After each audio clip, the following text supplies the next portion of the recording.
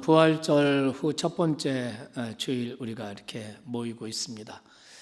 지난 한 주간 부활하신 주님이 여러분의 삶 가운데 늘 살아 계셔서 여러분과 함께 동행하셨습니까?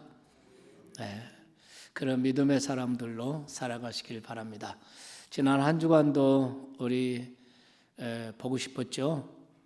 네, 오늘 옆에 계신 분에게 지난 한 주간도 보고 싶어 죽는 줄 알았습니다. 또 온라인 예배에 참석하신 우리 성도님들도 서로 이렇게 인사했으면 좋겠습니다. 지난 한 주간 동안도 보고 싶어 죽는 줄 알았습니다. 네, 오늘 성전 예배에 함께 하신 우리 사랑 공동체 믿음의 가족들 주님의 이름으로 환영하고 축복합니다. 또 가정에서 온라인으로 예배를 하고 계신 우리 믿음의 식구들, 우리 참좋은 가족들 주님의 이름으로 축복하고 또 환영합니다. 오늘도 은혜 많이 받으시기 바랍니다. 코로나가 한참 창궐하는 한복판에 있는 우리 미국 뉴욕에 있는 뉴저지에 있는 우리 이순종 선교사님 네 분, 또 박광석 선교사님 가족들 뉴욕 한복판에 있습니다. 우리 위해서 기도해 주시고 또 하나님의 특별한 은혜로 우리 선교사님들 지켜주시길 바랍니다. 모든 것이 셧다운돼서 오로지 식료품 가게에 이런 신분증을 가지고 가야만 식품만 살 수 있도록 움직이는, 다른 거는 일체 예배니 활동이니 전혀 못하는 우리 필리핀에 일루일루 있는 우리 전흥선 선교사님들, 선교사님 또 우리 IMTC 직원들, 우리 카나다에 있고 또 독일에 있고 세계 각처에서 오늘 또 이 온라인 예배 들어오신 우리 믿음의 식구들이 계실 거예요. 주님께서 생명싸개로 여러분들을 지켜주시기를 주님의 이름으로 간절히 소원합니다. 오늘 이 시간도 병 가운데서 고통받는 이들, 또 중환자실에 있는 이들이 계십니다. 오늘 이 예배를 통해서 하나님께서 어느 곳에 있든지 하나님께서 역사하셔서 치료의 광선을 비춰주시기를 주님의 이름으로 간절히 소원합니다. 오늘 16절 말씀을 보면 시온아 내 손을 늘어뜨리지 말라 하는 말씀이 있어요. 손을 늘어뜨리지 말라, 이 말을 오늘 현대 말로 요즘 우리가 쓰는 말로 바꾸면 위축되지 말라, 기죽지 말라, 쫄지 말라, 어깨를 펴고 당당해라, 힘을 내라, 기운을 내라, 이런 뜻입니다. 그래서 오늘 저는 위축되지 말라, 쫄지 말라 이런 제목의 말씀을 여러분과 나누고자 합니다. 우리가 동남아시아를 여행하게 되면은 가끔 코끼리 쇼를 관람을 할 때가 있습니다. 체구도 크고 힘도 센 저 코끼리를 어떻게 저렇게 훈련을 시켰을까, 이런 궁금증이 들지 않습니까? 사람들이 어린 야생 코끼리를 잡아다가 발목에 쇠사슬을 걸어서 그래서 아주 튼튼한 쇠 말뚝에 묶어 놓습니다. 그러면 이 어린 코끼리, 야생 코끼리는 처음에는 도망치려고 무진장 애를 씁니다. 발목에 피가 날 정도로 몸부림쳐 보지만 그 쇠사슬을 끊어낼 수는 없죠. 그러나 포기하지 않고 계속 몇 날이고 몇 달이고 계속 몸부림치지만 결국 이제 안 되는 거로구나 라고 이 어린 코끼리는 체념을 하기 시작한답니다. 그리고 이 코끼리가 완전히 체념했다 싶을 때 이 조련사는 그 코끼리의 그 쇠사슬을 가벼운 밧줄로 바꿔 놓는다는 것입니다. 이제는 이 어린 코끼리가 체구도 컸고 힘도 세졌기 때문에 그 밧줄은 능히 끊을 수도 있는데 이 코끼리의 반응을 가만히 살펴보면 이 코끼리는 아예 안 되는 줄 알고 체념을 한 것입니다. 해봐야 소용없었어. 힘써도 소용없어. 그래서 완전히 체험해서 그 말뚝주위만 빙빙 돌 뿐 도망치려고 하는 의지가 전혀 없는 것입니다. 이렇게 되면 이제 됐구나라고 생각하고 그때부터 이제 훈련에 들어가면 아주 훈련을 잘 순순히 따라온다는 거죠. 이런 현상을 심리학에서는 학습된 무기력증 이렇게 이야기를 합니다. 오늘 우리가 사는 이 시대에 많은 사람들이 체념과 절망으로 말미암아 자기도 모르는 사이에 무기력증이 학습된 이런 사람들이 많이 있습니다.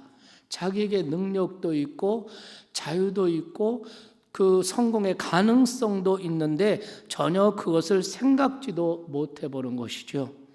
이미 정신적으로 무능한 사람이 된 것입니다. 환경이 주는 어려움을 많이 겪고 실패를 여러 번 반복하다 보면 마음까지도 정신까지도 비굴해지는 것입니다. 그래서 좌절이 체질화되어 버리고 실패를 자기 운명처럼 받아들이는 사람들이죠. 우리가 신앙생활 할 때도 신앙생활 하는 사람들 중에도 교회 와서 예배를 드리고 말씀을 들을 때는 하나님이 믿어지고 살아계시고 또 하나님이 행하시는 그 능력과 기적을 그래도 얼마간 믿어지는데 교회 문을 나서면 나의 실제 삶에서는 전혀 아무 일도 아니다라고 생각을 해버립니다. 이렇게 계속해서 이런 식으로 반복되는 신앙생활을 하다 보면 믿음 따로 생활 따로 교회 안에서의 모습, 교회 밖에서의 모습이 완전히 달라지는 것이 되는 거죠. 사탄이 원하는 것이 바로 이 모습입니다. 실패와 여러 가지 어려움과 많은 문제들에 둘러싸여서 그래서 체념하게 만드는 것, 그래서 무기력하게 만들어 버리는 것, 실패를 운명으로 받아들이게 만드는 것이 사탄이 원하는 것입니다. 여러분, 오늘 읽은 스바냐서의 배경은 주전 620년경에 남왕국 유다의 요시야 왕 시대가 그 배경입니다. 요시야 왕의 조부 할아버지인 히스기야 왕이 위대한 종교 개혁을 단행하고 나라를 하나님 앞에 바로 세워놓습니다. 그런데 히스기야가 죽고 히스기야의 왕 대신에 므낫세라는 사람이 왕이 되죠. 그 훌륭한 아버지의 아들임에도 불구하고 므낫세 왕 때에 그 히스기야가 이룩한 모든 종교 개혁이 완전히 철저하게 다 무너져 버립니다. 하나님의 집인 성전, 예루살렘 성전에서 태양신이 숭배가 되고 바알 숭배가 자행되고 강신술이 자행되고, 강신술은 사울이 신접한 여인을 통해서 사물의 영을 불러서 말하는 것을 볼 수 있잖아요. 이런 시아마니즘, 이러한 그 강신술이 자행됩니다. 또 재판을 공정하게 해서 나라를 반듯한 운동장으로 만들어야 될 텐데 이러한 재판관들이 뇌물에 의해서 판결을 하는 것입니다. 그래서 아예 그 운동장 자체를 기울게 만들어져요. 음란이 가득하고 매춘이 난무하고 가난과 도탄으로 이스라엘 유다 백성들은 절망에 놓여 있습니다. 지도자들은 나라를 바로 세우려는 의지를 보이지 않고 오로지 자신들만의 이익을 따라 움직였기 때문에 더욱더 희망이 보이지 않았던 시대입니다. 요시야 왕이 어린 시절에 왕으로 등극해서 나라를 바로 세워보려고 하고 개혁을 해보려고 하지만 병이 너무 깊이 들어 있습니다. 백성들 마음마다 전부 다 이런 실패, 이런 상황을 운명처럼 받아들이고 있습니다. 해봤는데 안 돼, 해도 소용없어. 다른 모든 백성들이 이렇게 처절하게 부정적인 생각, 현실을 운명처럼 받아들이고 그들의 손을 늘어뜨리고 무기력증에 빠져 있었던 것입니다. 그런데 하나님은 자기 백성들이 그런 모습으로 있는 것을 하나님은 그냥 두지 않으셨습니다. 하나님은 그들이 일어나기를 원하셨습니다. 그들이 다시 기운을 내서 힘을 내서 다시 일어나기를 원하셨습니다. 그래서 하나님께서 스바냐 선지자를 통해서 유다 백성들을 깨우면서 두 가지 말씀을 하셨습니다. 하나는 두려워하지 말라는 말씀이고 또 하나는 내 손을 늘어뜨리지 말라 하는 말씀입니다. 그것이 16절에 잘 기록되어 있습니다. 손을 늘어뜨리지 말라. 여러분, 손을 늘어뜨리다, 이 말이 무슨 말이냐면 절망과 낙심의 상태를 의미하는 관용구입니다. 관용구라는 것은 본래 한 개의 단어로는 뜻을 다 전달하지 못하기 때문에 두 개, 세 개 여러 가지 단어 집합을 통해서 어떤 의미를 나타내는 것을 말하는 거죠. 손을 늘어뜨린다는 것은 낙심과 절망의 상태에 놓여 있다는 것을 뜻하는 것입니다. 예를 들어서 우리말에 너 왜 코가 쑥 빠져 있어? 이렇게 말할 때 그것은 무슨 뜻입니까? 너 왜 기운이 빠져 있어? 너 왜 낙심해 있어? 너 왜 의기소침해 있어? 이런 뜻 아닙니까? 그래서 손을 늘어뜨리지 말라 하는 이 말씀을 공동 번역에서는 기운을 내라, 기운을 내라. 영어 성경에서는 취업, 힘을 내라 이렇게 번역이 되어 있습니다. 요즘 말로 말하면 위축되지 말라, 기죽지 말아라, 쫄지 말아라, 어깨를 펴고 힘을 내라, 기운을 내라, 이런 말씀인 줄로 믿으시기 바랍니다.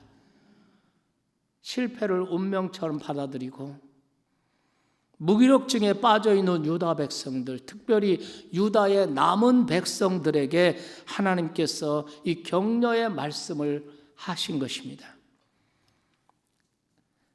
이 남은 자들이 과연 누굴까? 남은 자들은 누구를 가리키는 겁니까? 본문이 시작되기 전 13절에 보면 이스라엘의 남은 자라는 말씀이, 그런 표현이 나옵니다. 그리고 이 남은 자들이 누구냐는 13절을 계속해서 읽어보면 악을 행치 아니하며 거짓을 말하지 아니하며 입에 괴유란 혀가 없으며 라고 되어 있습니다. 그러니까 모든 사람들이 악과 거짓이 난무하고 그런 사회 속의 세상 속에서도 아직도 정직을 지키고 정절을 지키고 있는 사람들, 모든 사람이 신앙을 버리고 하나님을 거절하고 바알을 숭배하고 그런 상황 속에서도 여전히 하나님에게만 예배하고 있던 사람들, 하나님만을 예배하는 사람들, 절망의 캄캄한 어둠 속에서도 희망의 새벽을 포기하지 않고 인내하면서 희망의 새벽을 기다리고 있던 사람들, 이런 사람들이 그 시대의 남은 자들입니다. 그들이 바로 역사의 그루터기죠. 그렇다면 오늘 우리가 살고 있는 이 시대의 남은 자들은 누구일까요?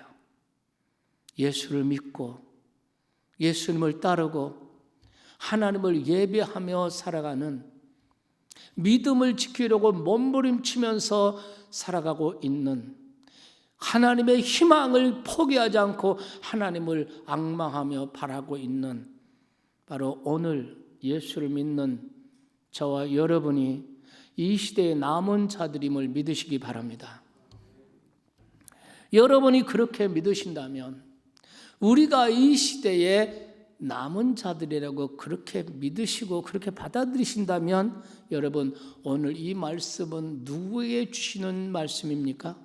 오늘 시대의 남은 자들인 여러분과 나에게 주시는 하나님의 영광스러운 격려의 메시지인 줄 믿으시기 바랍니다. 여러분, 엘리야라는 선지자를 기억하시죠? 아방 시대, 그때는 북왕국에서 우상 숭배가 절정에 달하던 시대입니다. 그 시대에 하나님의 사람 엘리야의 비통한 부르짖음을 기억하십니까? 엘리야가 얼마나 절망했습니까? 하나님, 이제는 나만 남았습니다. 모든 사람이 다 바알 앞에 무릎 꿇고 저만 남았습니다. 그때 하나님께서 뭐라고 말씀하십니까? 아직도 바알에게 무릎 꿇지 않고 아는 남은 자 7천을 내가 숨겨두었다. 너는 결코 혼자가 아니다. 하나님은 어느 시대나 남은 자들을 찾고 계십니다. 하나님은 어느 시대나 남은 자를 숨겨두십니다. 아무리 악하고 죄가 관영하고 아무리 하나님을 대적하고 아무리 이런 세상이라도 하나님은 남은 자를 숨겨두시고 그들을 지켜주시는 줄 믿으시기 바랍니다. 그런데 여러분, 이들마저, 이 남은 자들마저 낙심한다. 이 남은 자들마저 위축되고 절망하면 그건 정말 큰일이란 말이죠. 아무리 위축될 일이 많아도 오늘의 남은 자인 하나님의 백성들인 여러분과 저는 낙심하면 안 되고 위축되면 안 되고 쫄면 안 된다. 믿으시기 바랍니다. 사실 여러분, 오늘 우리가 살고 있는 이 시대야말로 정직한 사람들, 믿음의 사람들, 하나님을 섬기고 신앙을 지키는 사람들이 정말 기죽기 딱 알맞은 시대가 아닌가요? 반기독교적인 사상과 정치와 문화가 거대한 물결처럼 요동치는 이 세계의 현실을 바라볼 때 우리는 정말 기가 죽을 수밖에 없습니다. 오늘 이 세상은 먹고 사는 문제, 경제 문제가 모든 윤리, 도덕보다 앞서고 있는 세상입니다. 성경적 가치가 무너지고 선과 악이 뒤바뀌고 있는 시대입니다. 여러분, 가령 우리가 예를 들면 하나님께서는 한 남자와 한 여자를 지으셨습니다. 그리고 둘이 짝지어 부부가 되게 하시고 결혼을 하게 하시고 또 생육하고 번성하게 하시고, 믿으십니까? 한 남자와 한 여자가 결혼하고 사랑하고 자녀를 낳는 것이 하나님의 섭리고 하나님의 축복이고 그것이 성경적 가치고 수만 년 동안 지켜온 가치입니다. 그러나 여러분, 오늘 이런 말을 하면 꼰대라고 그러죠.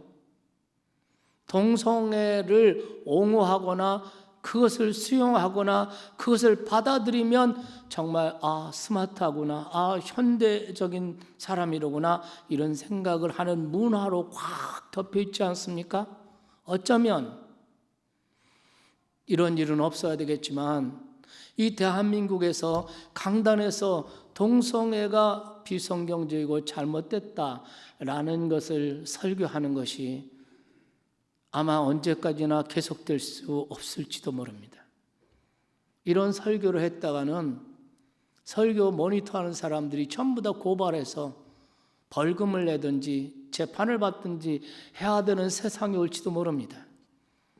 정말 성경적 가치가 무너지고 있습니다.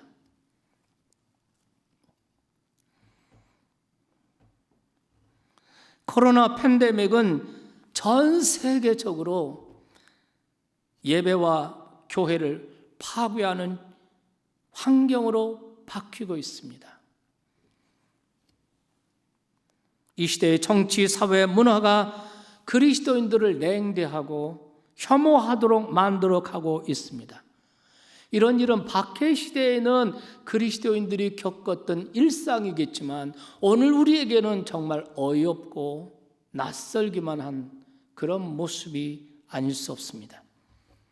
구조적으로 세상이 악하고 부패하고 타락하고 반하나님적이고 반기독교적인 이런 세상입니다. 그래서 믿음을 지키고 몸부림치며 살아가는 우리들이 손을 늘어뜨리게 되고 위축되고 쪼는 이런 세상이 되지 않았나 하는 생각이 듭니다. 그러나 이 모든 상황 속에서 하나님은 옛날 스바냐 선지자에게 주셨던 그 말씀을 통해서 오늘 아침 여기에 있는 성도님들, 온라인 예배 들어온 우리 성도님들에게 다시 말씀하고 있습니다. 두려워하지 말라. 내 손을 늘어뜨리지 말라. 쫄지 말아라. 기죽지 말아라. 위축되지 말아라. 어깨를 펴고 당당하게 일어서라. 힘을 내라. 기운을 내라. 그러면서 하나님께서는 그렇게 해야 될 이유를 얘기를 하고 계십니다. 첫째는 내가 너를 다 용서하였고 내 형벌을 제하여 버렸으니 쫄지 말라는 겁니다. 위축되지 말라는 겁니다. 14절 15절 말씀에 보면은 시온에 따라 노래할지어다 이스라엘아 기쁘게 부를지어다 예루살렘에 따라 전심으로 기뻐하며 즐거워할지어다 여호와가 너의 형벌을 제하였고, 하나님께서 과거의 모든 너의 죄 다 용서하겠다는 겁니다. 다 용서하겠다는 것입니다. 이것이 우리가 다시 일어설 수 있는 기초고 용기를 내고 힘을 낼 수 있는 근거가 되는 줄 믿습니다. 너의 과거는 다 내가 용서하였다. 다 잊어버렸다. 이제는 새롭게 힘을 내고 기운을 내서 일어나서 희망차게 새롭게 시작해봐라. 믿으십니까? 여러분, 우리가 삶을 살면서 왜 때때로 의기소침해지고 주눅이 들고 쫄고 왜 스스로 그런 일을 하게 됩니까?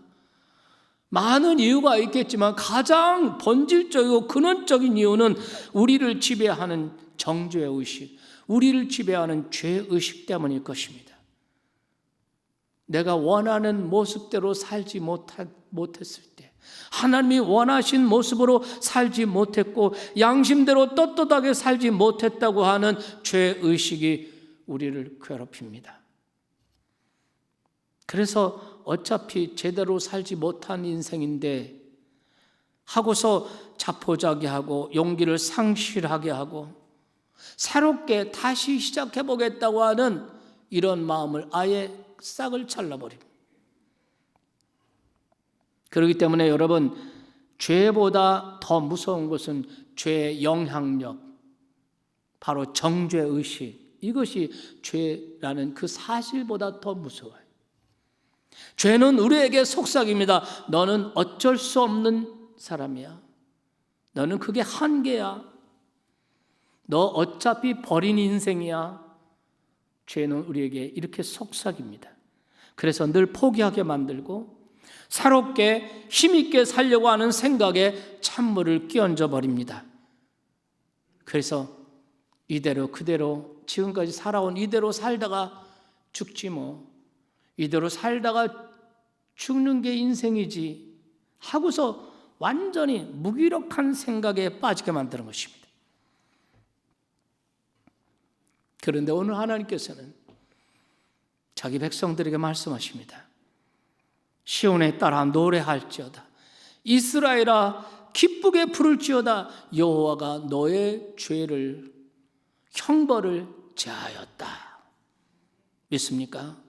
이 하나님은 오늘도 동일하게 살아계시고 이 하나님은 오늘 이 시대의 남은 자들, 이 시대의 환경과 나를 둘러싸고 있는 모든 불신앙의 세력과 이런 가운데 손을 늘어뜨리고 있는 오늘 남은 자들인 저와 여러분에게도 동일하게 말씀하십니다.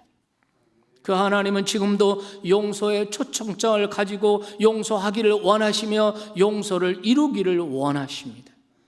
그래서 이사야 1장 18절에 보면 여호와께서 말씀하시기를 오라 우리가 변론하자. 너의 죄가 주홍같이 붉을지라도 눈과 같이 휘어질 것이요 진홍같이 붉을지라도 양털같이 희리라. 하나님의 용서의 초청장이에요. 오라. 내게 오라. 내게 오라. 변론하자. 요한일서 1장 9절 말씀 잘 아시죠? 만일 우리가 우리 죄를 자백하면 저는 미쁘시고 의로사 우리를 모든 죄를 사하시며 모든 불의에서 우리를 깨끗하게 하실 것이요. 용서하신 하나님, 이미 용서하신 하나님, 이제 용서했으니 내 죄의 형벌을 다 채하였으니 쫄지 말아라, 기죽지 말아라, 다시 일어나라, 힘을 내라. 이 말씀 오늘 우리에게 주시는 말씀인 줄 믿으시기 바랍니다. 용서라는 단어를 사전에서 찾아보면 부정적인 정서를 버리는 것, 이런 말이 있어요. 그러니까 그 가해자를 향한 그런 부정적인 마음, 복수심이라든가 증오심이라든가 이런 것을 버리는 것, 부정적인 마음, 부정적인 정서를 내려놓고 버리는 것, 이렇게 되어 있습니다. 근데 하나님께서 말씀하시는, 성경에서 말씀하시는 용서는 단순히 이런 부정적인 보복하고 벌주는 이런 마음을 내려놓는, 버리는 것에 불과하지 않고 회복까지를 말하는 것입니다. 용서라고 하는 것은 회복까지를 포함하는 것입니다. 하나님은 용서하시고 우리를 회복시키시는 하나님이십니다. 가령 누가복음 15장에 보면 탕자의 비유가 나오잖아요. 아버지가 이 아들 탕자가 돌아올 때 이 아들을 용서했을 뿐만 아니라 이 아들에게 새 옷을 가져다 입히고 그리고 이 아들에게 가락지를 끼워줍니다. 이 가락지는 아들의 신분이 회복됐다는 뜻입니다. 아들의 자격, 아들의 주권, 아들의 모든 권한이 온전히 회복됐다는 겁니다. 이제 아버지의 아들일 뿐만 아니라 아버지의 재산을 유산할 수 있는, 유산받을 수 있는 권한이 생기는 것입니다. 이게 용서인 것입니다.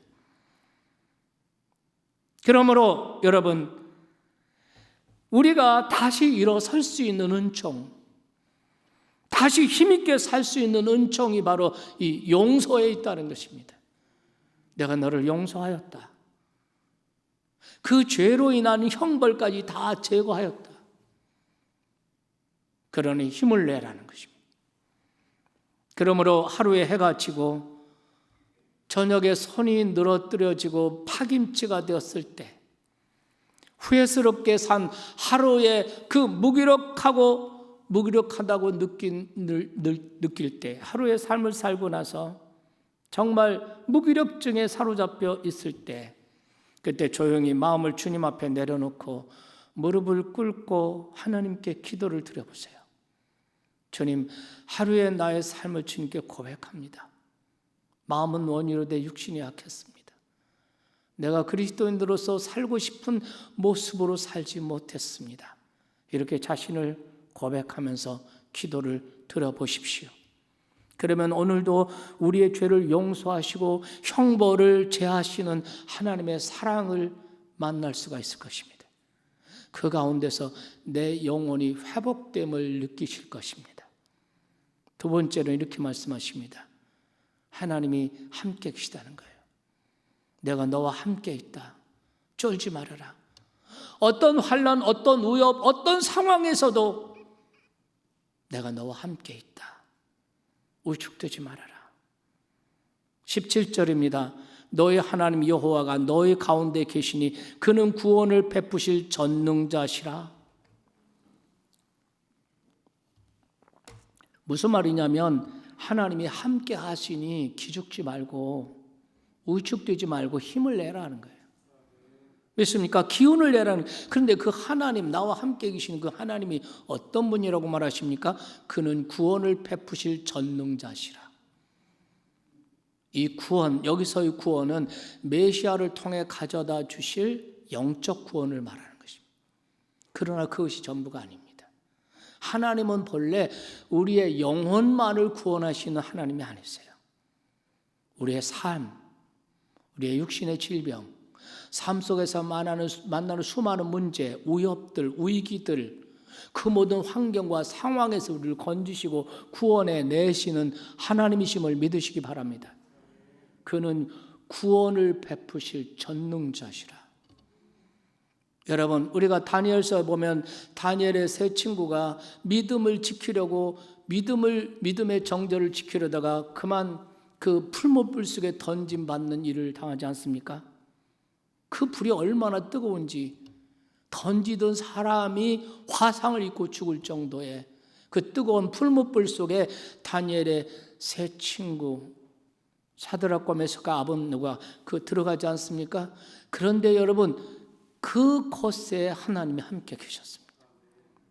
사람들이 불 속을 보니까 세 사람을 던졌는데 네 사람이 그 불꽃 가운데서 운행을 하고 있는 거예요. 그 제4의 인격은 그곳에 함께 임재하신 하나님이신 것을 믿으시기 바랍니다. 그들의 머리털 하나 상하지 않게 지켜주시고 거기서 건져내신 하나님, 구원을 베푸실 전능자시라. 여러분, 이 장면은 하나의 그림 아닙니까? 눈에 보이는 그림이죠. 오고 오는 세대에 하나님의 사람들에게 그것을 보여준 것입니다. 내가 어떤 환난, 어떤 상황, 어떤 곳에서도 내가 너와 함께 있는 것이다 하고 보여주신 거예요. 믿으시면 아멘 합시다.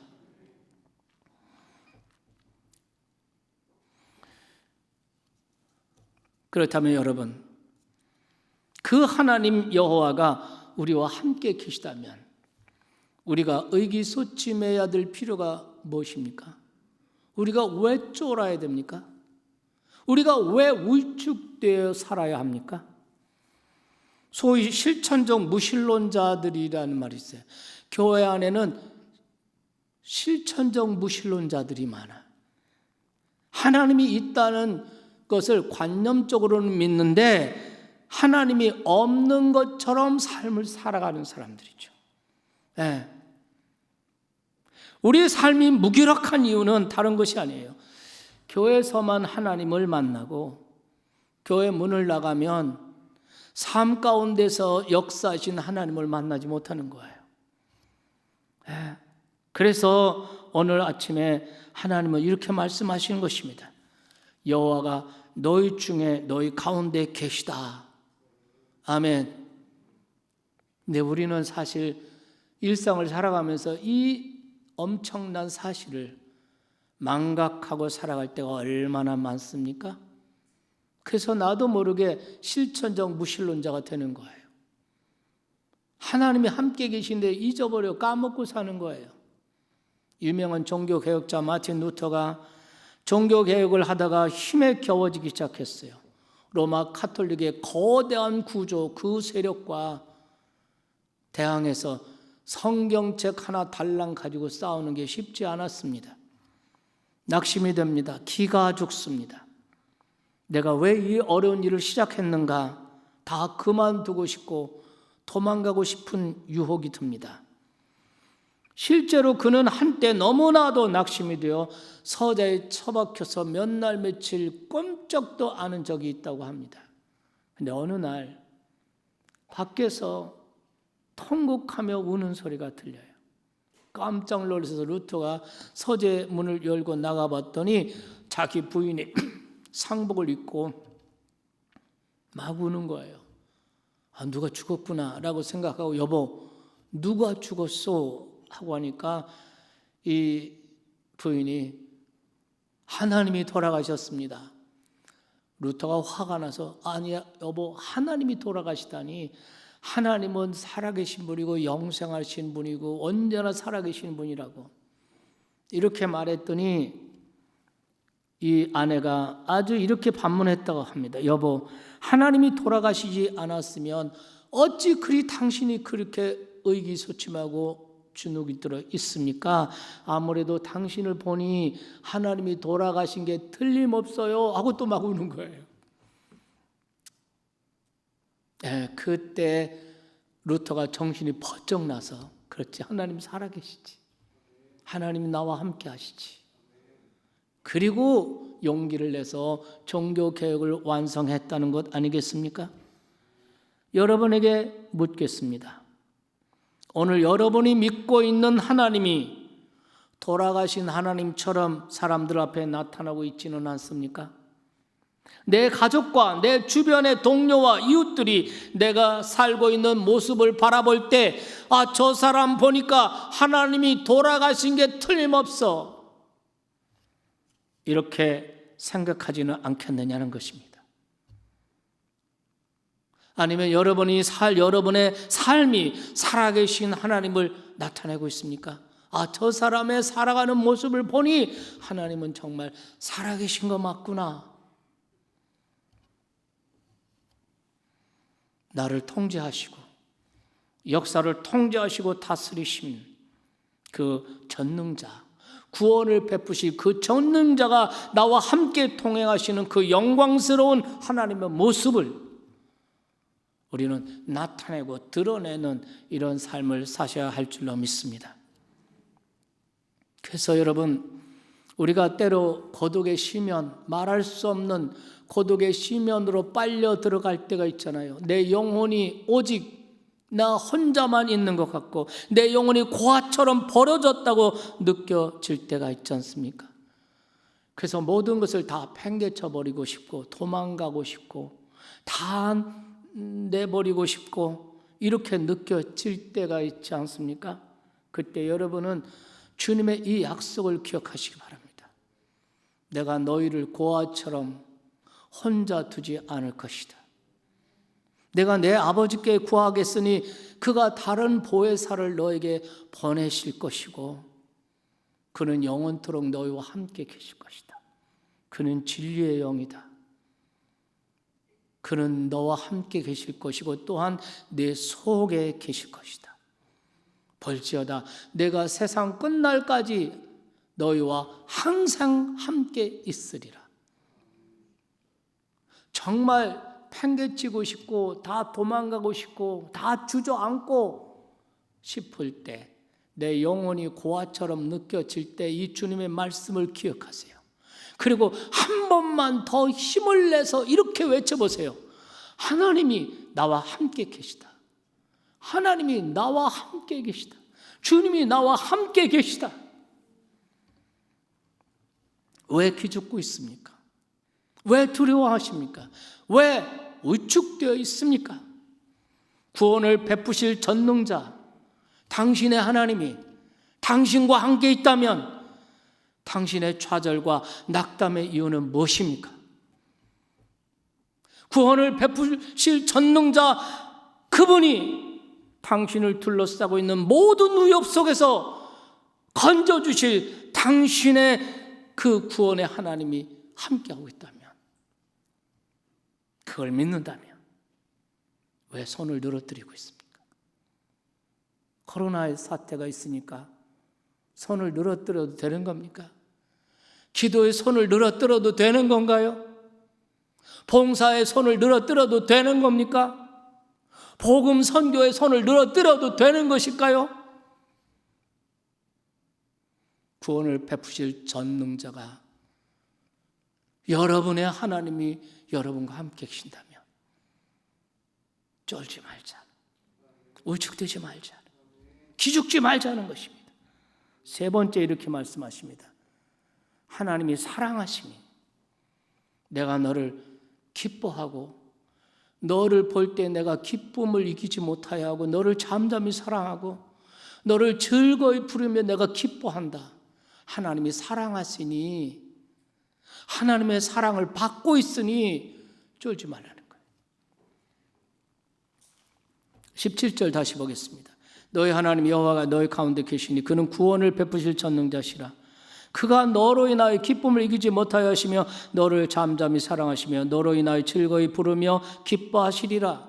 무슨 말입니까? 하나님이 사랑하시니 힘을 내라, 다시 일어나라, 기운 내라, 위축되지 말라, 이런 말씀인 것입니다. 이 말씀 속에 너라는 2인칭 대명사가 5번 나옵니다. 여러분, 이 말씀, 이 너라는 이 대신에 여러분의 이름을 대입해서 한번 읽어보세요. 준비됐습니까? 같이 한번 읽겠습니다. 시작.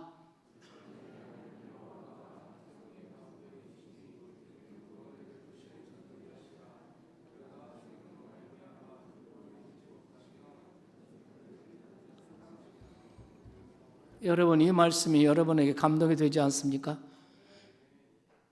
그분이 김원교 목사로 말미암아 기쁨을 이기지 못하시며 김원교 목사를 잠잠히 사랑하시며 김원교로 말미암아 즐거이 부르며 기뻐한다. 여러분, 이 말씀을 자기를 대입해서 한번 생각해 보면 이 말씀은 정말 감동이 아닐 수가 없어요. 여기에 하나님의 놀라운 사랑이 있어요. 나를 향한 하나님의 사랑. 내가 누굽니까?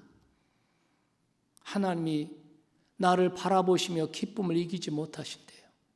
나를 잠잠히 사랑하신대요. 나를 부르며 기뻐하신대요. 네. 정말 우리가 어린 자녀를 키울 때 또 손주, 손녀를 바라볼 때 딱 이런 마음 아닙니까? 잠잠히 사랑해. 네. 기쁨을 이기지 못해. 이 손주, 손녀를 아직 안 키워보신 분은 잘 모르실지도 모르겠는데 정말 우리 딸을 키울 때는 어린 딸을 보고서 그렇게 했는데 지금은 이제 손주, 손녀에게 이게 다 들어요. 그래서 그 아이들 보면은 막 그냥 내 마음에 막 그냥 기쁨이 막 일어나서 억제하기가 힘들 정도로 얼굴에 그게 다 나오고 뭐 말로 나오고 행동으로 나오고 지갑으로 나오고 자 견디지 못해. 우리가 누굽니까? 하나님이 이렇게 사랑하신다는 거예요. 여러분, 사랑을 받고 있는 사람들의 얼굴을 생각해 보세요. 사랑을 받고 있다는 사실 때문에 행복하고 빛나는 사람들의 얼굴 모습이 얼마나 밝고 얼마나 광채가 나는 것입니까? 나를 향하신 이 전능하신 하나님의 사랑이 내게 주어지고 있다면 왜 우리가 손을 늘어뜨리고 있는 것입니까? 왜 기가 죽어야 합니까? 혹시 나를 둘러싸고 있는 환경이 어렵고 내 마음대로 내 환경이 이루어지지 않는다 해도 우리는 기뻐해야 되고 우리는 감사해야 되고 우리는 일어나 찬양해야 되고 이럴 넉넉한 이유가 되지 않겠습니까? 여러분을 향한 하나님의 사랑을 믿으세요. 하나님의 사랑을 믿으세요. 그 사랑이 잘 느껴지지 않고 그 사랑이 희미해졌다면 오늘 아침 성령의 역사심 가운데 성령의 도심 가운데 여러분 가슴에 그 첫사랑, 그 처음 사랑이 불같이 일어나기를 주님의 이름으로 축원합니다. 마지막으로 하나님이 이렇게 말합니다. 궁극적인 축복이 내 앞에 있으니 위축되지 말라는 거예요. 이 마지막 절을 보시겠습니다. 내가 그때 너희를 이끌고 그때 너희를 모을지라. 내가 너희 목전에서 너희로 사로잡힘을 돌이킬 때에 너에게 천하 만민 가운데서 명성과 칭찬을 얻게 하리라. 나 여호와의 말이니라.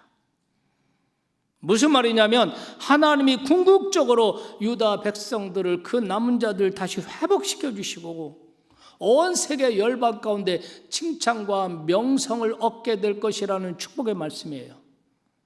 너는 지금 이렇게 어렵고 힘들 때를 지나지만 그러나 너는 결국은 궁극적으로는 복을 받게 될 것이다. 내가 궁극적으로 너를 축복하고 너에게 복을 줄 것이니 우축되지 말고 기죽지 말고 일어나라. 기운을 내라. 힘을 내라. 다시 새롭게 시작해라. 할렐루야. 하나님은 오늘 아침에도 우리에게 이 말씀을 하시는 거예요. 오늘의 한국 사회 속에 살고 있는 오늘과 이와 같은 코로나 팬데믹으로 말미암아 죽음의 공포 가운데 있는 사람들, 그리고 그로 말미암아 일어난 엄청난 변화 앞에 당황하고 있는 사람들, 그들에게 주님께서는 말씀하신 것입니다. 내가 너에게 결국은 궁극적으로는 결과적으로는 내가 너에게 복을 줄 것이다. 복을 받기 위해서 신앙생활하고 복을 받기 위해 믿는 거 바람직하지 않지만 믿는 자에게는 하나님의 복이 따라오는 것 또한 사실인 줄로 믿으시기 바랍니다. 하나님께서는 내가 너를 용서하였고 내 죄악의 형벌을 제거하였다. 내가 너와 함께 있다. 너희 중에 있다. 내가 너를 사랑한다. 내가 너를 궁극적으로는 이렇게 할 것이다. 궁극적으로는 내가 너를 축복할 것이다. 그러니 위축되지 말고, 그러니 쫄지 말고, 그러니 낙심하지 말고, 포기하지 말고 기운을 내라, 힘을 내라, 일어나라, 다시 시작해라. 이 말씀을 들은 그 당시에 유대 백성들의 반응은 어땠을까요? 역사적인 결과를 말씀드리겠습니다. 이 말씀을 듣고 유다 백성들이 어떻게 된지 아십니까? 이 하나님의 영광스러운 이 격려의 말씀을 한 번 듣고 나자 유다 백성들은 펄펄 뛰기 시작했습니다. 그들은 움츠리고 있던 그들이 일어났어. 손에 망치를 들고 손에 도끼를 들고 성전 안에 성전 밖에 마을에 회당에 세워졌던 모든 우상들, 바알 신상들을 전부 다 산당들 다 때려부십니다. 그 종교 개혁이 일어난 것입니다. 사회 개혁 운동이 일어난 것입니다. 그리고 말씀을 펴서 하나님의 말씀, 율법, 토라의 말씀을 읽기 시작하고 영적 부흥이 일어난 것입니다. 그들의 사회와 그들의 민족 속에 위대한 사회개혁, 종교개혁, 영적 부흥이 일어난 것입니다. 하나님의 말씀을 한 번 듣고 완전히 변화된 거예요. 이 아침에 주전 629년경 망해가는 유다의 마지막 역사를 부둥켜 안고 절망하고 있던 유다의 남은 자들을 향하여 주신 하나님의 말씀의 이 의미를 오늘 아침에 정말 어려운 시기를 보내는 나를 향하신 하나님의 음성으로, 하나님의 영광스러운 격려의 메시지로 확인해 보실 수 있기를 주님의 이름으로 축원합니다. 기도의 손을 늘어뜨리지 말고 힘을 내십시다. 봉사의 손을 늘어뜨리지 말고 힘을 내시기 바랍니다. 코로나에 여러 가지 어려움이 있지만 그러나 장소와 공간은 달리해도 우리가 결코 예배의 손을 늘어뜨려서는 안 될 것입니다. 다시 힘을 냅시다. 전도와 복음 선교의 손을 늘어뜨리지 말고 다시 시작하고 다시 일어나는 이런 성도들이 다 되시기를 주의 이름으로 축원합니다. 오늘 말씀 앞에서 다시 내 삶을 주님께 드리게 하고 주님께서 힘을 주시는 그 주님의 손길, 그 능력을 경험하고 그 손길이 여러분 모두에게 함께 하시기를 주님의 이름으로 축원합니다.